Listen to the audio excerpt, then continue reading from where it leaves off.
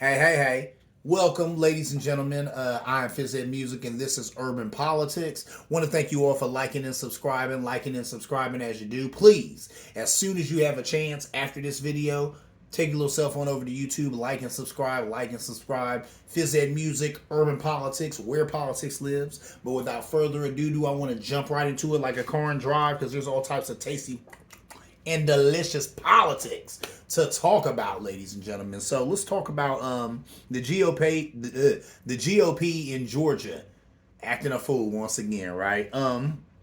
Trying to stop weekend voting ahead of the Herschel Walker and Raphael Warnock runoff. Even the GOP knows that Herschel Walker is a horrible candidate. That's the reason they're doing this. You know, that weekend voting, they've talked about year souls to the polls. This is a thing that black churches would do on that Sunday or whatever before voting. You know, they'd have everybody from the congregation just go and vote. Just go ahead and vote. You know, before or after we receive the message, everybody is here. It's easy for people to do that. Of course, the GOP don't want that because that's a whole lot of African American and people of color voting, because that's when they go to church and they right there in church and the pastor talking about voting, they're going to go ahead and vote. They don't need that, so of course they want to get rid of that. 69% of people say that they're enthusiastic about Warnock. 51% of people say that they're enthusiastic about Walker. Now, these are people who are already going to vote for these individuals. They went and they talked to people who are already going to vote for Warnock. They went and they talked to people who are already going to vote for Herschel Walker. And this is what they said. So 69% of them were enthusiastic about voting for Warnock. They're happy about it. They're excited about it. Can't wait to get to the polls and do it. 51% of people who are obviously Republicans are excited about voting for Herschel Walker. You know, can't wait to do it. Can't wait to get to the polls and whatnot. So that's a lower number right there. That doesn't look good for Mr. Walker. And they were also saying that 31% of Walker supporters have reservations about voting for him. 18% of Warnock voters have reservations. So 31% of people are like, nah, we're going to vote for him. But at the same time, we're like, he got all them kids. He got all that other stuff going on. They're a little weird, but they're still going to cast their vote for him. As far as Warnock goes, they done came up with some stories or whatever, but it's hard to shine a disparaging light on a guy who's pretty upstanding. He's a pretty upstanding brother. So 18% of the people who say, yeah, we're voting for Warnock. We have some reservations, but we're still going to vote for the man. But 18% of people have been honest about having some reservations, but that still pales in comparison to this 31% of people, who have some reservations voting for Walker. You would think that number would be a lot higher with all of the baggage and all of the madness that's come out about Walker, right?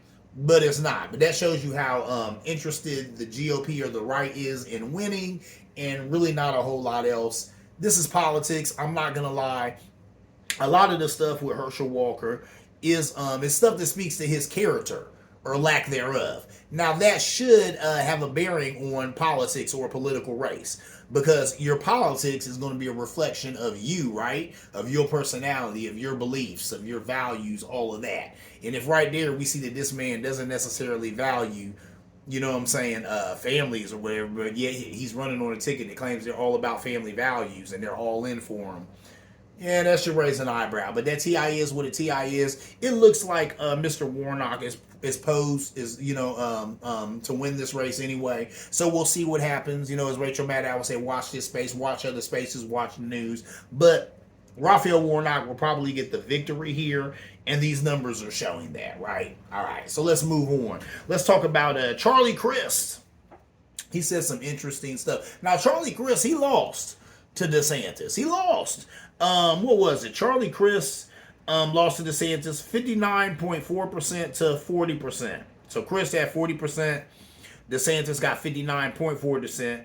And it's interesting because DeSantis was playing these games with immigrants' lives, misappropriating money that was earmarked for COVID, and finding immigrants in another state to send to Martha's Vineyard to make some political points and use COVID money to do it. They say there still might be some legal legislation that comes against, not legal legislation, but some legal, some offenses or whatnot that he has to deal with behind doing stuff like that. We'll see where that goes. Doing speeches and stuff, talking about Florida is where woke goes to die. Now, really, he talking about Florida is where woke goes to die. So Florida is where woke, all that was a dog whistle for civil rights. So he was basically saying Florida is where civil rights goes to die. Florida is where people of color rights goes to die. Florida is where women's rights goes to die. Florida is where LGBTQ plus rights go to die. That's what he said. All of that in that speech. If I'm wrong, you know you in the pushback zone. You can push back. But that's what that was. Woke is just a code word for caring about people who don't look like you. That's all that is. If you into civil rights or all the rights of these other people who aren't white folk or white males, Florida is where all that crap comes to die. And he said that, and he prevailed, ladies and gentlemen. He kept his spot. So that's most of Floridians, or at least most of the voting Floridians, letting you know that they like that. They want that authoritarianism. They want that Trumpism in their state because they retained him. He prevailed. They kept him. He kept his seat, which I went on record this show saying blew me away. How is DeSantis still have a job after all the crazy stuff that he's done? Obviously, a lot of these Floridians who are voting are on board with this. Now, I'm not going to say most Floridians because we know that voting numbers aren't where they should be. There's a lot of people who just aren't voting. They need to get in the act because when they don't, people like this prevail. They keep their spots. You know, he kept his governorship. He is still the governor of Florida. So it's, you know, and we ain't seen nothing yet. He done all types of crazy, wild, racist things and said all types of crazy, wild, racist things. I guarantee you it's only going to get worse. He's only going to double down on his Trumpism because he's trying to be the new Trump. He wants to captivate that base. And he has. That's why Trump has come out against him. That's why Marjorie Taylor Greene has come out against him. But I'll get into that. But point being, he is definitely someone to watch in the Republican Party, and he's making sure of that by making sure that he keeps this base, you know, to his cuff. He keeps them, you know what I'm saying, by doing some of the crazy stuff that he's doing. He makes sure that they're going nowhere, right? So that is what it is. People say that Chris threw away Republican votes. And I'm like, these are votes he probably wouldn't have got anyway. So I really had a lot of respect for the man. Because for Chris to get up there and let it be known and say, look, if you voted for DeSantis, don't vote for me. I don't want your vote. He said, because I'm not about that. That guy is running on division. I'm running on bringing people together. I'm running on love. He's running on hate. So if you agree with that hate, if you agree with that, then go ahead and roll with that. Do not give me your vote. And they're like, oh, he was throwing away all these Republican votes by saying that. He's throwing away votes he wasn't getting anyway. People voting for DeSantis or who even agree with DeSantis' ideology, they were never going to vote for the Democratic opponent. They were never going to vote for Chris. And that is what it is. But I like the fact that he went ahead and further distinguished himself by, if you agree with anything that buffoon is saying, then roll with him. Give him your support. I don't want it because you're not the type of person whose support I want. Because we're not on that over here. We're not on that over here. And I like the fact that he came out and said that. Like I said, he's only the number 2 challenger to DeSantis. You know what I'm saying? Sure, he got 40%. DeSantis got 59% of the vote. You know, but the fact that he would do that, he come out and distinguish himself above all else and not be afraid to do it. Just say, hey, let it be known that guess what? A lot of people who support that guy, they didn't give me their vote. I don't want it. I don't want it because these are deplorable people and I don't want that deplorable vote. That's right. That's right. I went ahead and quoted Hillary Clinton because she was right. Those people are deplorables, and I don't want that deplorable vote. Whatever. Anyway, moving on. Let's talk about poverty in America. Now, I was telling my nephew, who was here for this past holiday, how poverty is really the root issue behind a lot of this stuff that we talk about, right? We talk about black on black crime. Poverty is behind that. We talk about drug issues. Poverty is behind that. A lot of these issues we have, poverty is the root of that. But no one wants to deal with poverty. Because to deal with poverty is to deal with income inequality. To deal with income inequality is to deal with capitalism. This is America.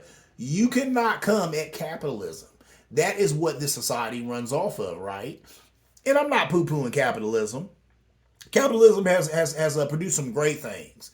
It's made some billionaires among us, haven't it? But even with that said, there's a lot of people who capitalism hasn't done a DAMN thing for, white and black. And that's the reason why you see a lot of these young kids, a lot of these young liberals coming out against capitalism.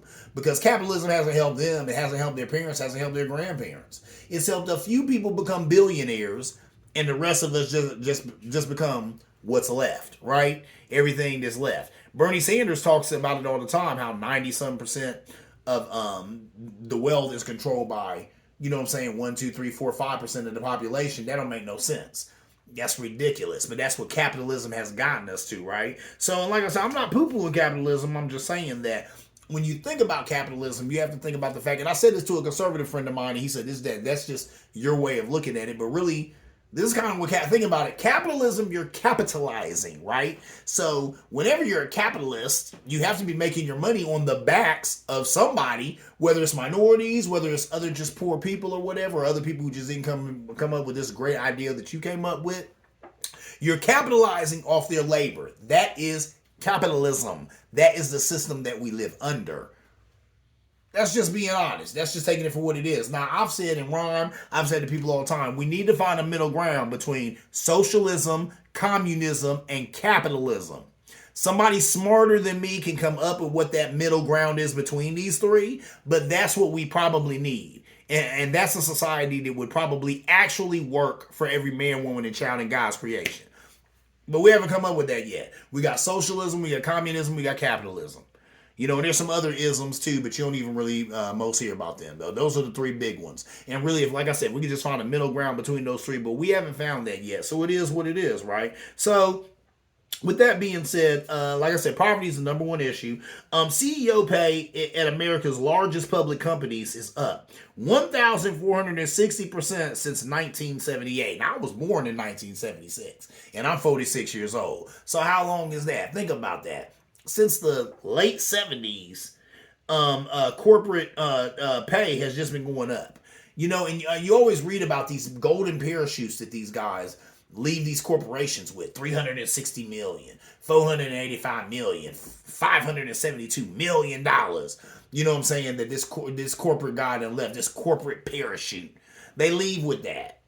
And I've gone on record as saying on this show right here, if that corporate parachute was a little less, maybe instead of giving that CEO of McDonald's, I'm just making this up. This has happened, but not recently. But maybe if we didn't give that CEO of the McDonald's Corporation $560 million as he was walking out the door, maybe the people who work at McDonald's could get paid a little bit more. If we didn't give some of these corporate executives and CEOs these $1 million parachutes, maybe the people at the lower levels could make a little bit more money, but nobody wants to talk about that. So there's that. And that's what I said. Had some of these corporate and stock market games not been played, they said that the average American would see $17,000 added on to their yearly income. So think about that. Whatever you're making a year right now, if they wasn't playing all the games that they play on Capitol Hill, if they wasn't playing all the games, like I said, that they do, giving these CEOs all these $1 million golden parachutes when they leave these corporations, if they wasn't playing all those games with the stock market and all that other stuff, you'd have an extra $17,000 a year to live on. That makes sense. That really makes sense. They talk about how the cost of living and all of that stuff, and with wages, with the cost of living being what it is, wages probably should be, the minimum wage should probably be $20-$25 an hour right now. That makes sense. But a lot of these corporations and the government have made sure that that's just not so in this country, is it? You see what I'm saying? And people's quality of life reflect that. That is not accident, ladies and gentlemen. That is by grand design, right? So that TI is what a TI is, but that's something to think about. $17,000 a year that you and I are missing out on because of some of these games that they play in Wall Street and on Capitol Hill and some of this other stuff going on. Now, I got that from the Young Turks, but I believe that. I believe that number. And when I think about what I make a year, $17,000 added onto it would definitely make a difference. Put you in a whole new tax bracket, right? So that's a whole nother conversation about taxes and such. But it's interesting to think that the American people have been, it's a family show, so I want to keep it family, but have been kind of screwed out of $17,000 a year that you could have in your pocket. They could be helping you send that kid through college. They could be helping you pay for that daycare that you're paying for your children. They could be helping you pay your mortgage. All of that good stuff. Maybe paying for, yourself to go back to school and get some better education, to get a better job. All of these are things to think about. Last thing I'm going to talk about is something that I was swirling around in my brain. And then sure enough, I was watching Guy, and I got to credit Guy on the Young Turks was talking about this, and he went through these 10 points. I'm gonna go through them. I want to say that he started. What did he say? It was 10-1. So I guess I'm going backwards on what he was thinking on this too. You know, following his line of thought, right? But Marjorie Taylor Greene versus Huckabee. You know what I'm saying? Sarah Huckabee Sanders is going to be Trump's running mate in 2024. Now that is the daughter of Huckabee. I like Huckabee. I've been watching that guy in politics for years. Even when he got his show on Fox, I mean, he's a conservative, so obviously me and him do not share a lot of the same political views. But I do dig the guy. He's a cool dude, as far as what I know or whatever. Then his daughter, you know, she got in politics. She was Trump's Speaker of the House for a little while there. I want to say, or Speaker of the, I want to say that was a job that she held because they made fun of her on SNL for it. You know, compared her to like the Women's in the Handmaid's Tale and all of that, and that was funny and accurate. But this woman told a whole lot of falsehoods on Trump and that administration's behalf. So it did not surprise me that she's going to be his vice president running mate in 2024, right? But here's some reasons that he would pick Marjorie Taylor Greene. And when I heard that, I thought to myself, yes, that is the one woman I could see beating out Huckabee for this job. Because Marjorie Taylor Greene, well, I'm gonna go through it right here in a minute here, but I'll tell you what, she's the bottom B's bottom B. This is a family show, ladies and gentlemen. You know what I mean by that, though. She's the bottom, really. I mean, she is a ride or die chick. She is. I always talk about how you know, Trump is in this abusive relationship with Lady Liberty, and he beats her up and hurts her all the time, but she just keeps coming back because she just wants to be with him. And then there's a certain segment of our body politic who just love Trump, and they love the racism, and they want that style of governing back, and they want that autocratism. They want that. So that's Lady Liberty. She has this abusive relationship with Trump. He beats her up, and she keeps coming back, right? Well, Marjorie Taylor Greene might be Lady Liberty, like, for real, for real. Check me out. Let's run the laps on this. Number one, why would Marjorie Taylor Greene be a better vice president in Trump's eyes than Huckabee? She's a true believer. It's easy for her to sell such an awesome lie. Rigged elections, all that stuff. She's been running around kicking that stuff since she's been in office. Since she made a political venture or whatever. She's been on that and she hasn't let go of it. She is one of the people who's an election liar, election denier to the dirt. She'll never let that go. And she's hardcore with it. I'll give her that, man. She don't never let up with that. So there's that. She is truly a horrible person. She has no bottom. Nothing is beyond the pale with this lady. Nothing. She'll say something. She don't care if it's racist. She don't care if it's misogynistic. She don't care if it's anti-Semitic. She don't care. If it furthers the Trumpeter movement, if it furthers Lord King Trump, she's all on board with it. She'll say it.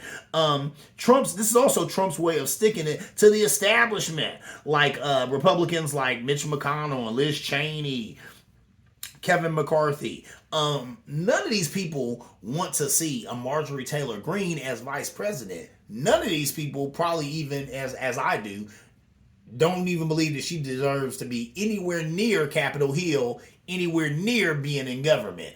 But she's there. There was some segment of the American people who put her there, who made sure she retained her office this last go around. So we have to respect the will of those people, right? But with that said, people know that she's a joke. She's a farce. She shouldn't be there. But that's Trump's way of sticking it to the establishment. Yeah. Look at your rule of law. Look at your norms. I'll break them all up by getting a chick who don't know a damn thing about politics, nor does she care about it at all. But y'all still elect her to represent y'all. Trump is digging that. He revels in that. So pretends to be sexually attracted to Donald Trump. There's a video of her groping the crotch of a cardboard cutout of Trump.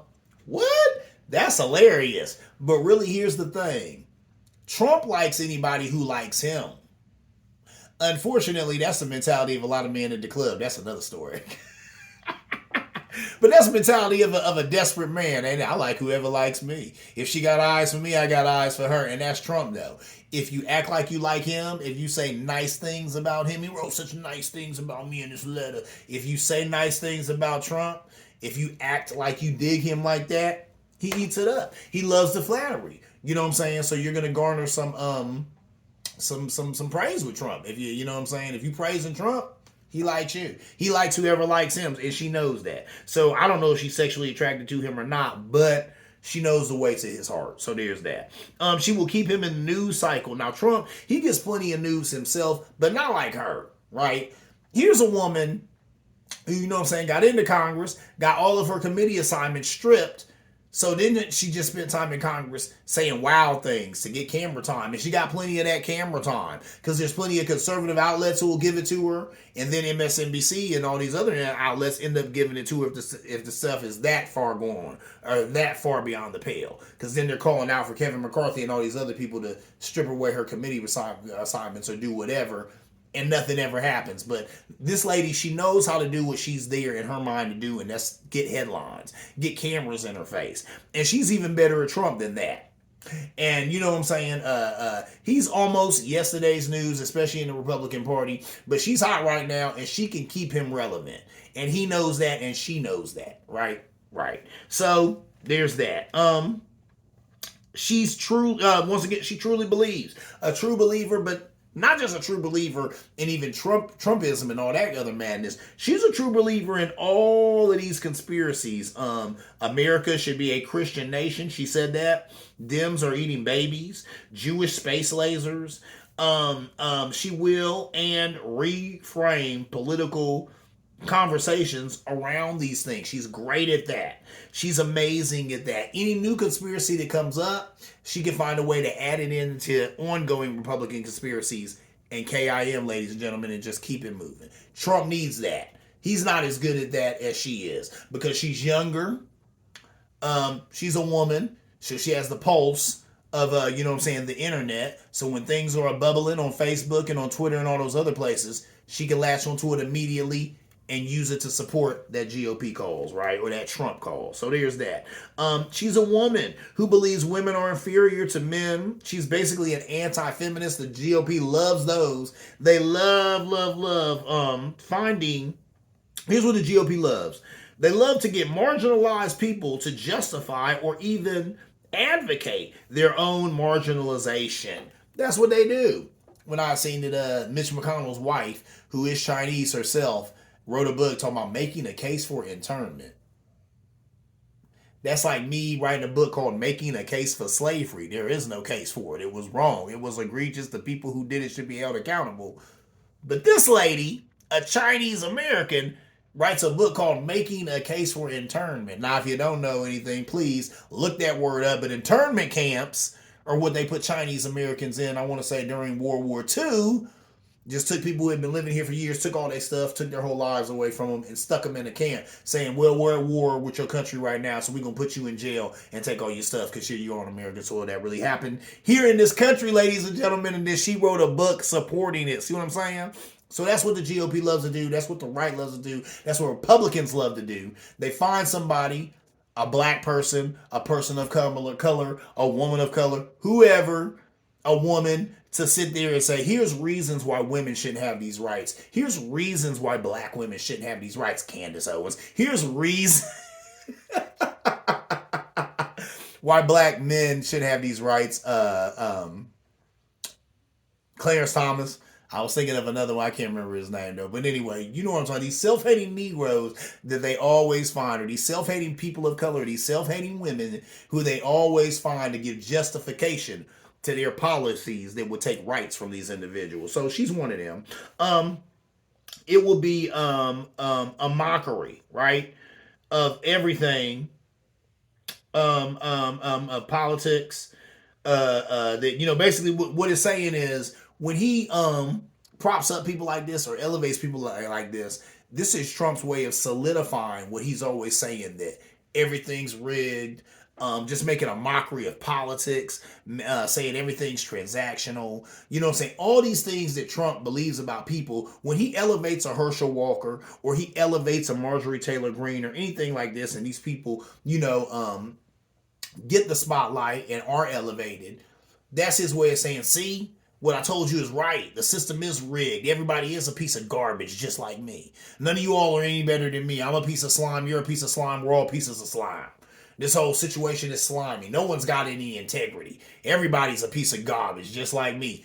And he revels in that, and he loves that, and that's what it does. You know what I'm saying? When a person like Marjorie Taylor Greene is made his vice president, he knows that most people look at that and they say, well, there goes the neighborhood as far as politics goes. They'll just let anybody on up in Capitol Hill, won't they? But he already did that. A friend of mine who doesn't even get into politics all like that, my boy, I'm sure he watches all the time, go and say, my dude D, you know what he told me? He said, now because of Trump, whenever we have any type of political contest or anything like that, there's going to be a Trump character in the mix. We're going to have a Trump-esque type person involved. And he's right. He's right. That's where we're at. You know, and that's true. For every campaign, for every political contest, whether it's a mayor, whether it's a gubernatorial, you know, whether it's presidential, whatever, we're always going to have a Trump-like character in the mix. And we've already seen in the form of Carrie Lake, that could be a woman, Ron DeSantis, it could be a man, but it's going to be somebody who's adopting that Trump-type style. So that ain't going nowhere. Trump has given us, that's his gift from him to us. That'll never go anywhere. But I do like how this last election, a lot of people rejected that, didn't they? Because there were a whole lot of Trump acolytes who were up to be secretaries of states, and they lost those competitions. Thank God. Democracy was saved. I didn't even think the American people were paying attention to democracy or what it is or what it meant. But it looks like enough of y'all stood up and said, nah, we want to save this thing called democracy. We're not done yet. America ain't done yet. Like I said, Lady Liberty, she's coughing and she's bleeding, but she got up and said, hold up, I'm not done yet. She got her crown together. She said, where's that thing that y'all like? Give me all, I'm not done yet. I'm not dead yet. This man ain't beat me to death yet. She still got life in her bones and she's struggling to survive.